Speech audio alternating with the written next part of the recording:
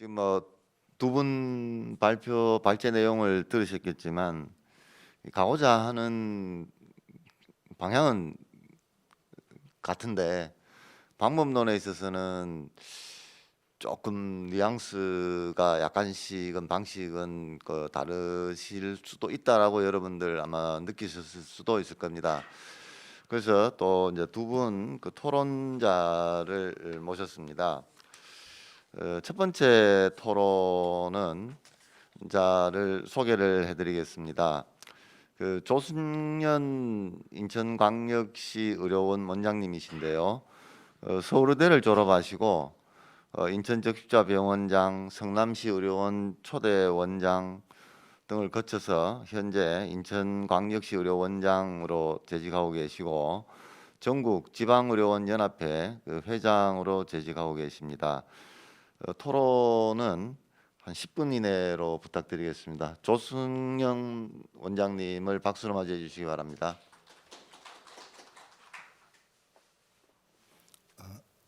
들리죠? 이렇게 귀한 자리에 저를 불러주셔서 대단히 감사드립니다.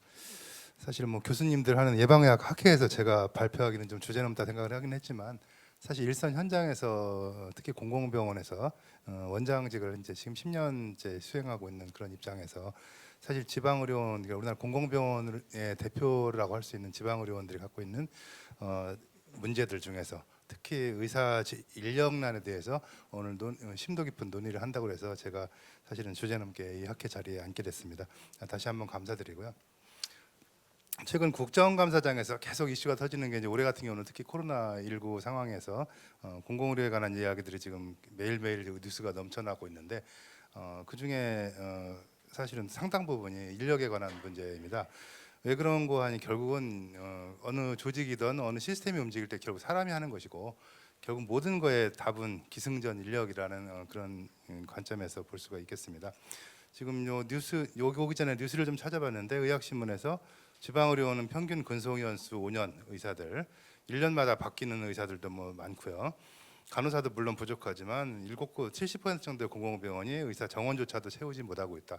사실은 지방의료원들의 의사 정원은 현실적으로 우리가 지역 책임의료기관을 운영하기에도 부족할 정도로 낮게 책정돼 있는 TO인데도 불구하고 그거조차도 채우지 못하고 또 가장 중요한 것은 그 중에서도 필수 진료 과목에 대한 의사를 구하기가 정말 하늘의 별 따기여서 지방의료원 원장들이 병원 경영이나 어떤 공공의료 사업이나 정책 사업에 고민하는 시간보다는 사실 의사 구하러 다니는 게 본업이 지금 된 지가 오래입니다.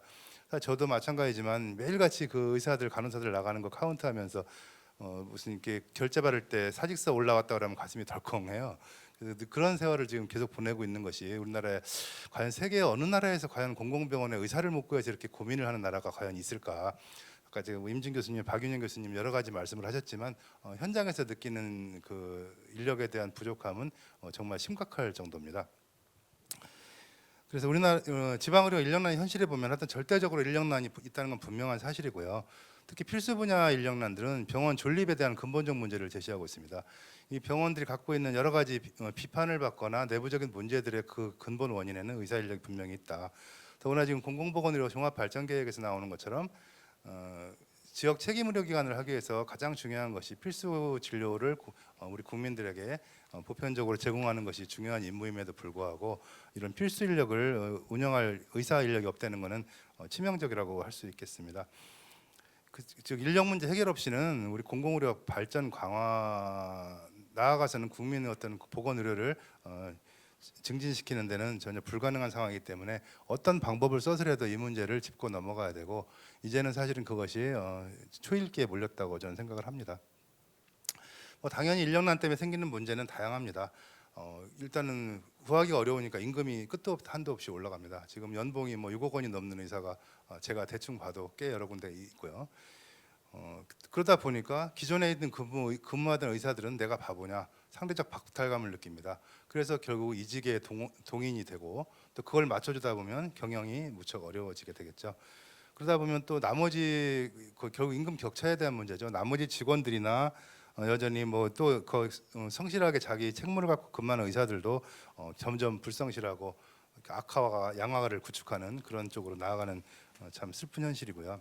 그러다 보면 당연히 환자들의 만족도가 떨어지고 내원 환자는 감소되고 경영 악화로 이어지면서 도대체 이 많은 세금을 쓰는 병원이 환자를 요거밖에 못 보냐, 왜 자꾸 매출을 늘리지 못하냐라는 비난으로 이어지는 근본 원인이 됩니다. 즉 나아가서 공공병원 또 공공보건의료 체계에 대한 실망과 옆에 병원은 지원 한 푼 안 해줘도 땅 사고 집 사고 부자 되고 잘 사는데 니네는 왜 이 모양이냐라는 그런 비판의 근거가 되는 것이 결국은 인력에서 출발한다고 저는 생각을 합니다. 지방의료원 인력난이 왜 그런가를 생각해 보면 뭐 여러 가지 요소가 있겠지만 급여를 보면은 대학병원보다는 많다고 할 수 있겠지만은 민간병원에 대해서는 불리합니다. 왜냐하면 민간병원이라는 데는 여러 가지 진료 과목 중에서 돈 되는 분야만 하면 되기 때문에 돈이 되고 그 사람이 자기 월급 이상만 벌면은 뭐 월급을 얼마를 올려주더라도 얼마든지 리크루트할 수 있는 그런 여건이 됩니다만은 공공병원은 어쨌든 필수 분야에 대한 그 진료 과목들을 가지고 있어야 되고 불필요한 진료들도 많이 해야 되기 때문에 의사를 확보를 해야 되니까 급여를 전체적으로 올려줄 방법이 사실 없다고 볼 수 있고요. 두 번째 복지 측면에서 보면은 이번에는 대학병원이나 이런 데 비교하면 형편없이 낮은 수준이죠. 어떤 교수님들이 갖고 있는 어떤 미래에 대한 비전이라든지 또는 뭐 여러 가지 그런 것들은 당연히 낮아졌기 때문에 민간병원은 아예 급여로 승부를 걸고 대학병원은 복지나 그 장래에 대한 비전으로 승부를 거는 방면에 이거는 마치 무슨 미운 오리새끼처럼 가운데 껴가지고 이것도 못하고 저것도 못하고 그런 애매한 상황에 있습니다. 근무 조건은 당연히 전공의가 있는 병원도 대부분 없기 때문에 요즘 의사들이 또 자기 손으로 얻어내는 줄 아는 의사들도 별로 없어요.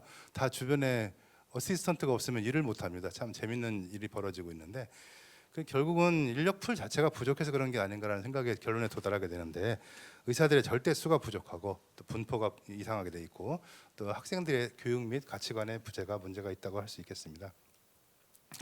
그래서 의사 인력이 부족한가 우리 박윤영 교수님께서 지금 많이 다양한 얘기를 해주셨는데 저는 참 그 말 듣고 공감을 많이 했었습니다.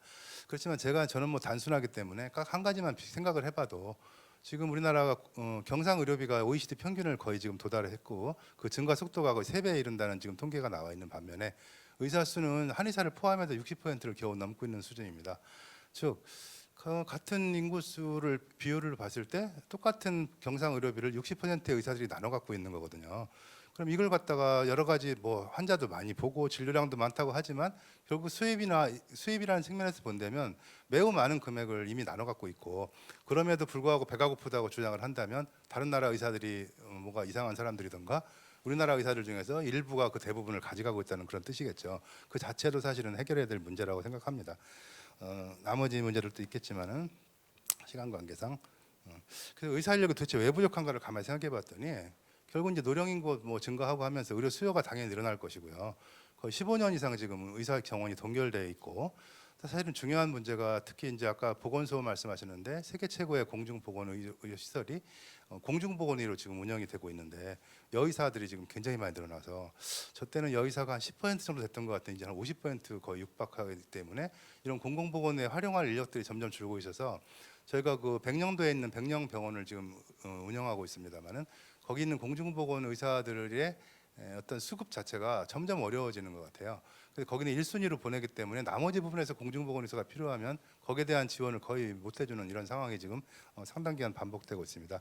또 하나 굉장히 중요한 거는 전문 과목이 너무 세분화되다 보니까 제가 외과 의사인데 옛날에는 제가 가면은 이제 대부분 수술을 제가 다 했는데 이제는 자기 서브 스페셜 아니면 하지를 못해요. 과거에 의사 한두 명 가지면은 외과를 다 커버했는데 이제는 뭐 3명, 4명을 둬도 못하는 분야가 막 생깁니다. 그러니까 절대적으로 이거는 상대적으로 의사 수가 부족해지는 현상이 나타날 것이다. 또 하나 중요한 문제는 현재 이제 의과대 학생 구성이나 이런 걸 봤을 때 기대 수입이 사실은 저희 때보다 상당히 올라간 것 같아요. 아까도 말씀하셨지만 금융권 가면은 뭐 연봉 몇 억씩 받지만 의사들은 뭐 1억, 2억밖에 못 받는다. 하지만 사실 국민 눈높이를 볼 때 이게 적은 금액인가 하는 것들을 하고 의사들에 대한 기대 수준 자체가 매우 올라갔다는 그런 느낌을 계속 받고 있습니다.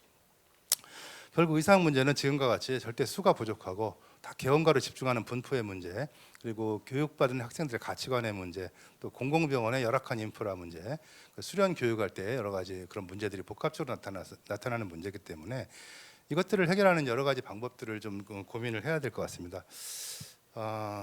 의대 정원도 당연히 확충해야 되고 제가 보면은 PA 같은 것들 양성화시켜야 되고요.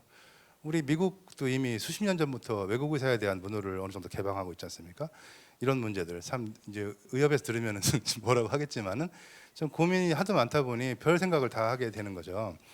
그리고 어떤 개원과의 집중 해소를 위해서 의료 전달 체계를 확립하고 주치의제를 만들고 또 비급 여부분을 축소해서 개원과로 가는 동인을 좀 줄여주는 정책적 제한 것들, 또 의대 선발 과정을 개편 좀 해서 단순히 어떤 성적에 의한 게 아니라 정말 사명감을 가지고 성실하게 그런 사람들을 많이 뽑아서 또 그런 윤리 교육을 강화시켜서 그런 의사들을 만들어야 될 것 같고, 뭐 당연히 지역 책임 의료 기관 규모에 맞도록 공공병원을 강화시키는 건 뭐 당연할 것이고요.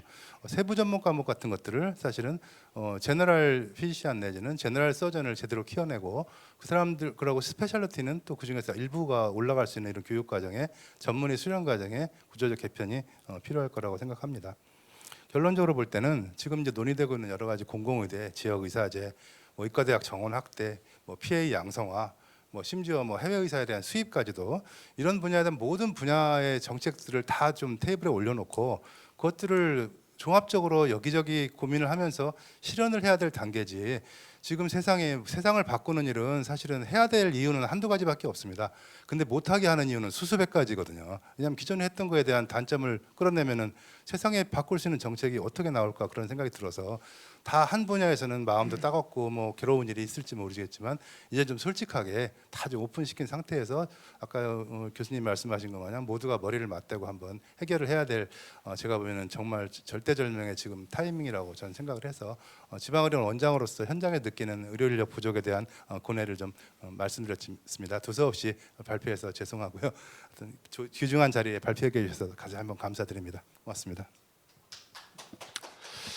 그 공공병원 원장으로서 그 현장에서 느끼는 그 경험을 두서없이 말씀하신다고 끝에 하셨는데, 한 짧은 시간인데 우리나라 의료 인력 체계 전반에 대해서 이 문제점과 해결을 어떻게 뭐 해야하다는 방안까지는 아니시지만 해결을 해야 되겠다라는 거에 대해서 아주 전반적인 말씀을 다 해주셔서 아마 이것도 다음에는 하나의 큰 주제를 가지고 우리가 논의를 해야 될 것 같습니다. 다음 토론자를 모시겠습니다.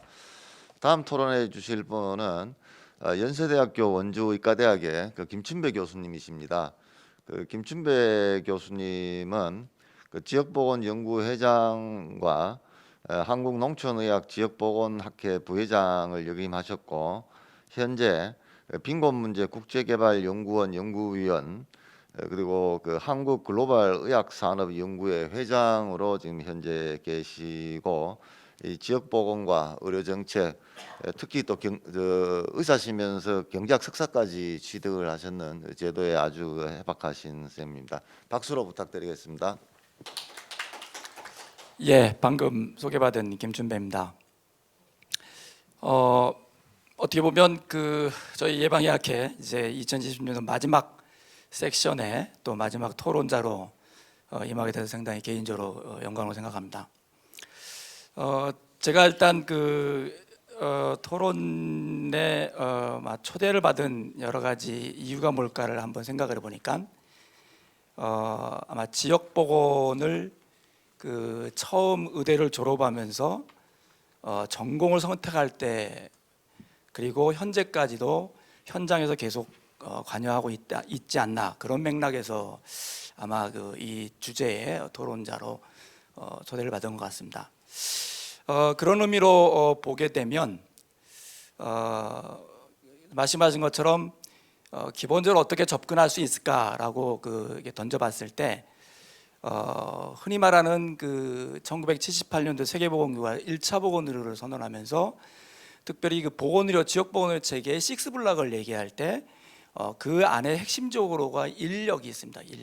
인력과 이제 시설이 있게 되는데, 뭐 잘 아시다시피 우리나라가 48년도에 정부가 들어서면서 현재까지 이르는 과정에 50년대, 60년대, 어떻게 보면 70년대 초반까지만 하더라도 특히 보건의료 분야는 세계보건기를 중심으로 한 다양한 해외 선진국들의 여러 가지 이 재정 지원 그리고 인력에 대한 지원이 있었습니다.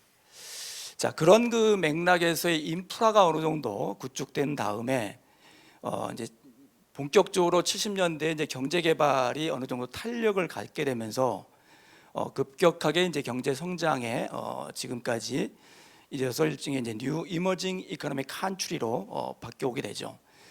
자, 그런 그 전체 그 큰 흐름 속에 사실상 이 보건의료 분야가 말씀과 것처럼 뭐 공공보건을 포함해서 어떻게 보면 전 세계에 내놓을 수 있는 유일무이한 그런 뭐 K방역을 포함해서 이제 성장했지 않았나라고 우리가 내놓을 수 있습니다. 자, 그런데 그 내면적인 이제 그 중요한 그 변화가 보는 것처럼 과거에 60년, 70년대 한국 사회가 직면했던 필수 의료 영역하고 지금 2020년도에 필수 의료 영역이 너무 급격하게 변했다는 거죠. 물론 코로나 비드 19으로 해서 2020년대가 아무도 예측하지 못했던 감염병으로 인한 그 이 버든 질병 부담이 있지만 노령화라는 그런 그 이 흐름 속에서 만성 질환으로 인한 전반적인 그 의료로 병행을 봤을 때 훨씬 더 많은 의료 이용을 요구하는 그런 사회에 직면돼 있는 거죠. 자, 그런데 그런 맥락에서 하나 중요하게 바라볼 부분은 오늘의 이제 주 이슈가 사실 의사 양성을 어떻게 할 것이냐, 그리고 그 의사 양성 과정에서의 의료의 공공성을 어떻게 또 추가할 거냐라는 부분입니다. 자, 그러면 의사 양성에 관련된 그 내용을 조금 더 들여다보면 사실상 그 제가 이제 지역 보건에 연계하면서 1차 보건의료란 그 이 관련된 거를 국제 보건과 함께 연계해서 이제 작년에 출간하는데 그 내용에 이 인디아나 유니버시티 프레스에서 첸이라는 학자가 우리 한국의 의사 양성에 대한 그 관련된 부분을 상당히 깊게 이미 타치를 해놓고 그걸 소개한 거를 제가 정리해서 한번 요약하면 사실상 잘 아시다시피 우리나라는 1885년도에 현재 그 연세대학교가 이제 출발해서 일제 강점기에 5개 대학이 설립이 됐고요. 해방이 되면서 40년도 60년도까지 13개 대학이 되어 세웠고, 그다음에 경제 개발이 본격화되면서 61년도부터 76년도까지 6개의 대학이 설립이 됩니다. 그리고 잘 아시다시피 이제 77년부터 사회 개발이 본격적으로 그 요구되는 시대에 제가 몸담고 있는 연세 원주과대학이 77년에 이제 설립이 됐는데요. 그때부터 17개 대학이 전국의 그 지역 단위에 늘어나게 됩니다. 그 다음에 이제 90년대 들어오면서부터 잘 아시다시피 민주화 열풍에 의해서 이제 사실상 그 헌법이 개정되면서 본격적으로 보편적 의료 보장을 추구하면서 당시 정부들에 의해서 지난 14년까지 이제 10개 대학이 이제 설립이 됩니다. 자, 그러면 이런 맥락에 의해서 큰 일제시기부터 2014년까지 큰 흐름으로 봤을 때 주요 그 이 정부의 경제 성장과 함께 이 GNP 국민의 소득이 증가하면서 사실상 그 의과대학 증설과 함께 의사 인력에 대한 확대 정책이 나오게 되는데, 그런 맥락에서 우리가 꼭 간과하지 않을 중요한 원칙이 하나가 있습니다. 어떻게 보면 이제 우리나라가 여러 가지 종교가 있지만 이 개신교의 영향을 받아서 연세대학교가 설립될 때 당시의 선교사들이 그 중요한 그 한국 사회를 바라보면서 내섰던 정책이 바로 그 네비어스 정책이라는 게 있습니다. 네비어스. 그리고 선교 지역에 대한 분할 정책입니다. 그 얘기는 뭐냐면 우리가 흔히 말하는 그 뭐 북미를 포함한 유럽권의 선진국이 한국에 선교사를 파견하면서 이게 그 전 지역을 그 어느 교단이 들어와서 막 그 경쟁하는 게 아니고 나름대로 지역을 좀 안배를 해서 우리가 보다 더 효율적으로 하게 자라는 그런 원칙인데, 그 원칙에 의해서 사실상 그 의과대학의 설립이 지역의 어떤 균형적인 분포를 가지고 있었고, 또 그런 부분이 우리가 사회가 경제가 발전하면서 자리매김하다 보니까 잘 아시다시피 사회개발 주도했던 77년도부터 89년도 사이에 전국민 의료보험의 그러니까 77년대 의료보장이 시작되면서 전국민 확대될 때까지 사실상 전국 의과대학이 굉장히 확대가 됩니다. 그런데 이때 중요한 원칙은 당시 수도권 집중화되는 것을 우리가 그 방지하기 위해서 그 당시에 문교부가 일종의 분교 정책을 쓰게 됩니다. 그러니까 지방권에 새롭게 대학을 세우는 것보다 기존의 수도권 지역에 있는 대학들이 이게 그 만약에 의과대학을 설립하겠다면 이게 분할 정책에 의해서 이제 주는 형태로 확대되다 보니까 그때 굉장히 그 탄력을 받고 이어지게 되죠.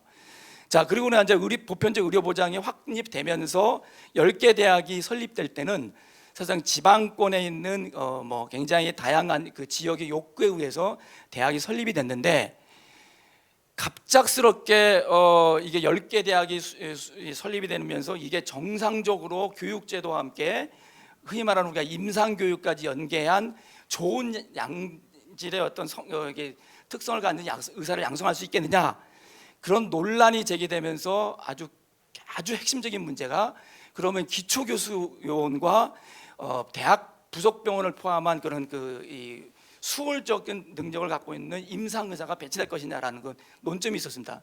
그래서 등장한 게 바로 의과대학 인정평가라는 게 됐습니다.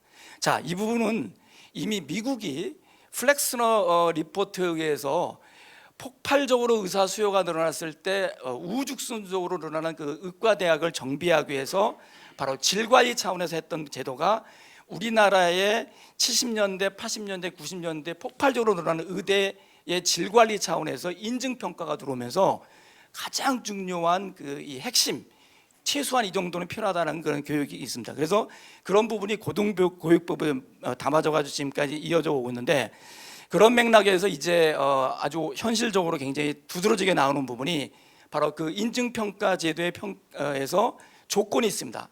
지역에 있는 대학이 지역의 병원을 설립하고 대학 교육 양성을 정말 그 고등교육법에 의해서 대학 자체의 어떤 목숨을 걸고 하도록 되는데, 실제로 그 당시에 설립된 다수의 병원이 어떻습니까? 지역에 병원을 설립을 못하고 있고, 그러다 보니까 인정평가에서 상당히 사실상 낯뜨거울 정도의 그런 이 평가를 받아서 대표적으로 서나무대가 사실상 지난 2018년도에 폐교 조치에 이르게 됩니다. 자, 그런 그 맥락에 의해서 사실상 대학을 지방권에서 설립한다는 그 자체가 그렇게 쉽지만 않고, 좋은 의사를 양성하다는 게 그렇게 쉽지가 않다라는 것은 이미 우리 사회의 경험을 통해서 있기 때문에 한번 깊게 들여다볼 필요가 있다는 겁니다. 자, 두 번째 제가 말씀드린 내용은 이미 우리 임진 교수가 얘기했던 국립공공의료대학의 신설과 필요의 양성을 어떻게 할 것이냐. 예, 저는 총론적인 의미에서는 찬성을 하겠습니다. 왜냐하면 이미 서남대학교의 TO와 49명이 사실상 기존에 있는 학생들은 전북 지역에 있는 2개 대학에서 흡수했지만, 이 의사 인력에 핵심되는 이 TO는 어떻게든지 우리가 활용한다는 차원에서 아마도 이제 필요로 하는 여러 가지 이 정책적 차원에서의 현 정부 들어와서 검토하는 과정에 바로 공공의료라는 부분을 조금 더 강화하겠다는 맥락에서는 총론적으로 우리가 생각할 수 있는데, 예, 이게 바로 지역 의료와 연계해서 놓고 봤을 때 사실상 현재 40개 대학에 핵심적으로 지역의 의료를 우리가 가리킬 수 있는 교과목에 해당되는 예방의학의 지역사회의학이라는 게 있습니다. 그래서 지역사회의학의 실습을 포함해서 거의 이제는 다 문을 닫았습니다. 제가 있는 대학만 하더라도 이제 여러 가지 교과 개편이 되다 보니까 현재 고등교육법에 의한 의대 교육의 여러 가지 형태의 큰 틀이 바뀌면서 과목이 없어지는 그런 흐름 속에요. 저희 대학도 제가 지난 수요일에 무슨 일이 있었냐면, 기초교원을 지금 현재 대학 내에 있는 기초교원이 10년 이내에 90%가 나갑니다. 근데 이 기초교원을 지금 이제 구하려 보니까 전국의 8개 대학, 이 40개 대학에 8개 대학의 기초의학 영역에 있는 교수가 정상적으로 TO가 없습니다. 예, 그러는 거는 이게 어떻게 될 것이냐, 이런 맥락에서 사실상 새로운 국립 공공대학을 만약에 신설한다 하더라도 기초교원 확보가 그렇게 용이하지 않을 거라는 거죠. 이런 거에 대한 세부적인 어떤 이 준비가 없이 사실상 국가 단위에서 리드를 한다고 했을 때 과연 성공하겠느냐, 저는 굉장히 그렇지 않을 거라는 부분을 보고요. 마지막으로 하나만 더 토론할 것은, 제가 지난 2012년도에 발견했던 한국보건인력의 현황과 정책 과제에서 OECD 비교에 의한 여러 가지 의사 인력을 추계했을 때 우리가 꼭 놓치지 않을 것이 하나 있습니다. 현재의 OECD에 관한 회원국을 다 포함해서 의사 인력을 비교했을 때 실제로 각 국가별 의사 인력이 2배가 되는 이 기간을 제가 한번 예측을 해봤는데, 짧게는 우리나라 같은 경우는 15년이 걸립니다. 그러니까 2010년 근거로 했을 때 우리나라는 당시 그 OECD 비교할 때 2.0명인데요. 15년이 되면 2025년에 4.0명, 그러니까 현재 40개 대학에 3,300명이 졸업한다는 가정하에 추계를 했을 때 이제 2025년이 되면 4.0명이 되는 겁니다. 그러나 많은 국가 중에서는 하나 예를 들면 그 벨지움이라든지 무슨 오스트리아 같은 데는 30년, 35년이 걸립니다. 2배가 되는데. 자, 이렇게 그 각 국가별로 어떤 그 의사가 양성과 배정에 대한 여러 가지 그 제도권이 있기 때문에 그 2배가 되는 숫자라는 것은 국가 어떤 경제 체계에서 수용 가능한 범죄에서 된다는 겁니다.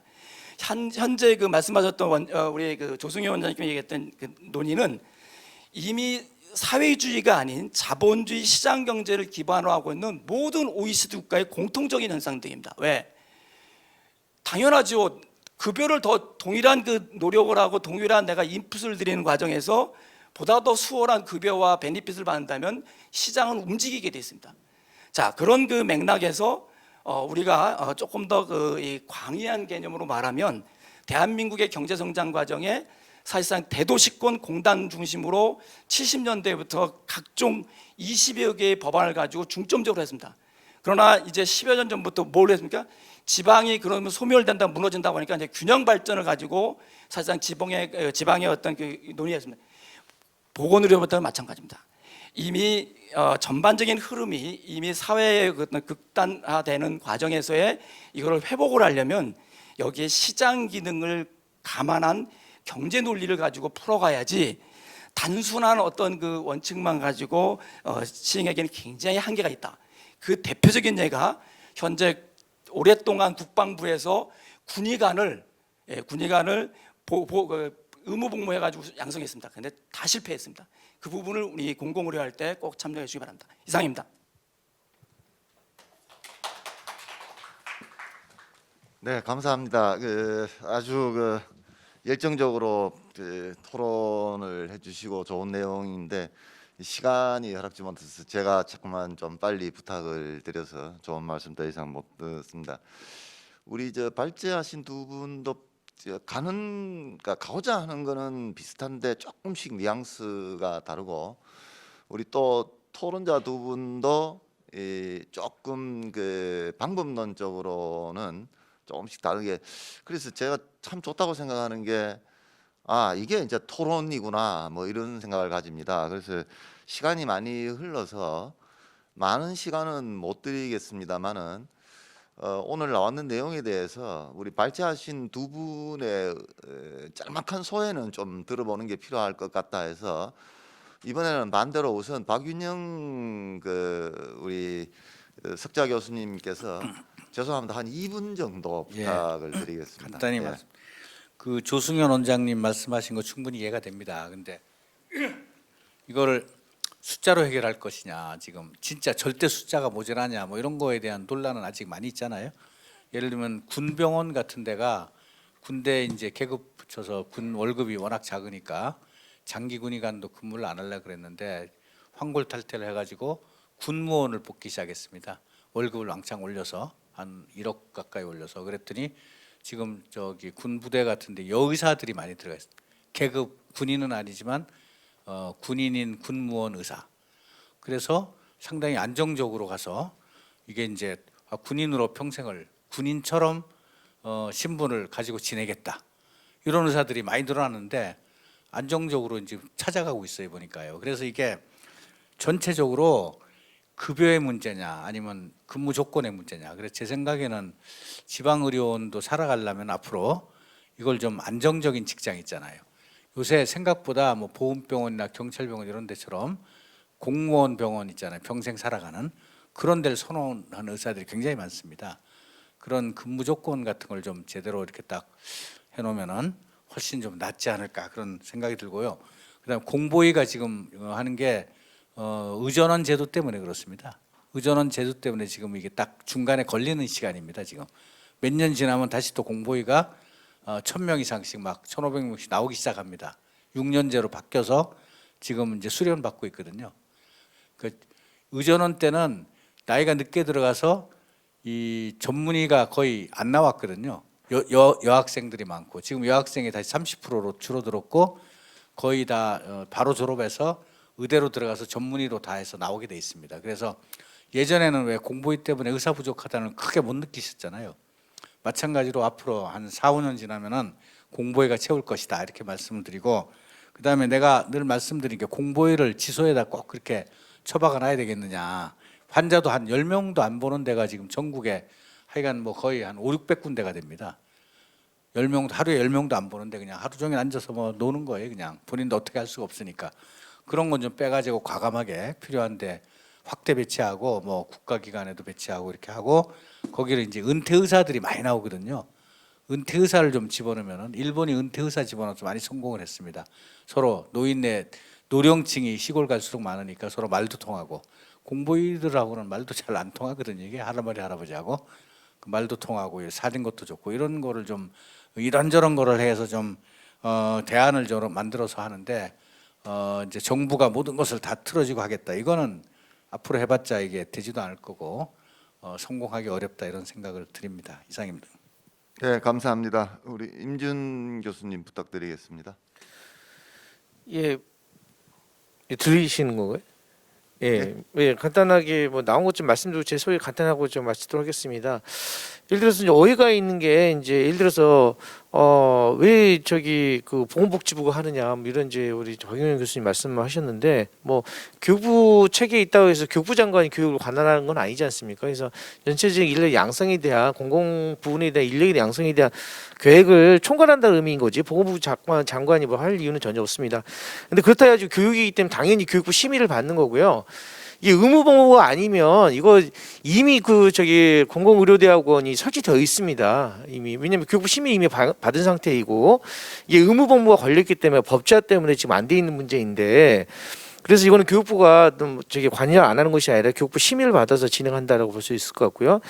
그리고 또 한 가지 오해가, 이제 저도 이제 의과대학에서 오랫동안 의학교육 쪽에서 이제 관여를 했는데, 이미 의학교육 쪽에서 계속 얘기한 게 뭐냐면, 졸업 역량에 대한 것들을 제대로 고려한 이제 그 교육이 되려면, 교육도 중요하지만 선발 역량이 굉장히 중요하다 얘기합니다. 어떤 사람을 선발하느냐 중요한데, 현재 6년제 그 고등학교 졸업자들을 선발할 때 어떻게 공공의료라든지 그런 비전을 갖는 애들 선발할 수가 있습니까? 지금 수시 정시로 뽑을 수밖에 없는데, 그러니까 1등만 들어오는 거예요. 물론 1등 들어오면 안 된다는 말씀드린 게 아니라, 결국은 졸업 역량이 기초한 선발이 일반적 의학교육에, 제가 의학교육 하신 분들이 항상 해왔던 주장인데, 근데 의존원 얘기하면은 또 비판하더라고요. 의존원 자체가 저는 타당한 이유가 다른 얘기 아니라, 그건 다 미국이 의존원 체계 아닙니까? 그 이유는 결국 졸업 역량과 선발 역량을 고려하기 때문에 의존원 체계가 현재 한국 사회에서는 좀 더 공공의료에 적합한 인력을 선발하는데 바람직하다, 그런 의미인 것이지, 뭐 의존원이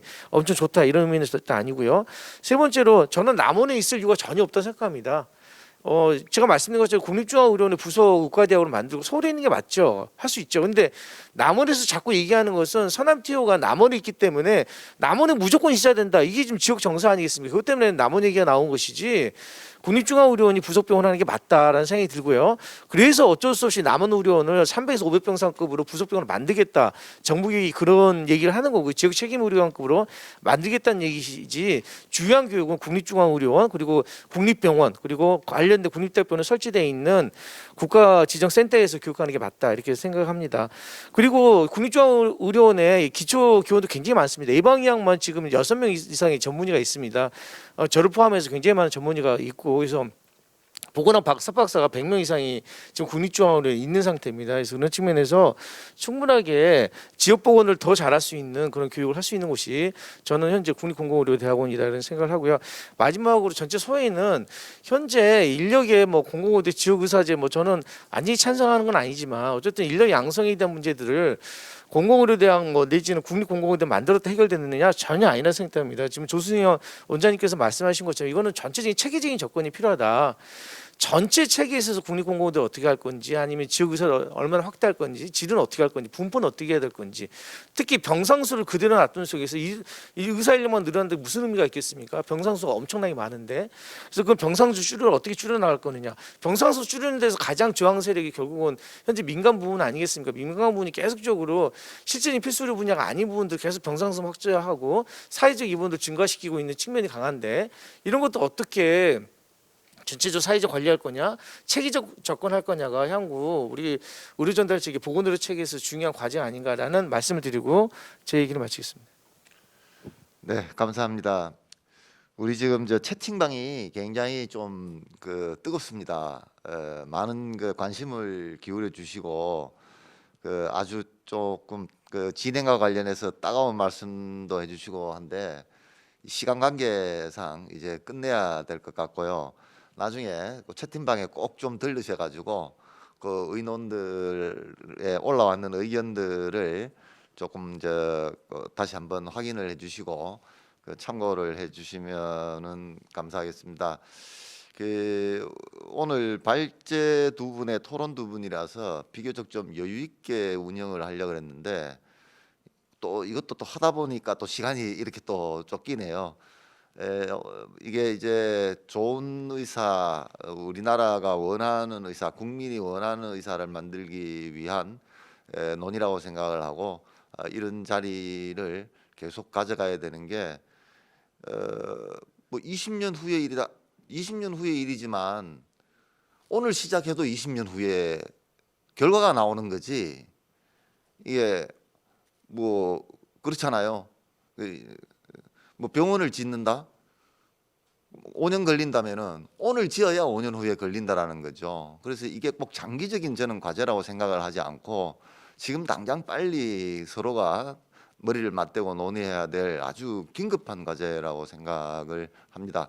그런 의미에서 오늘 두 분 발제 아주 그 균형을 맞추는 발제였고 토론도 어느 정도 균형을 잡고 우리가 서로 간의 입장을 좀 알아볼 수 있는 그런 귀한 토론이었다고 생각합니다.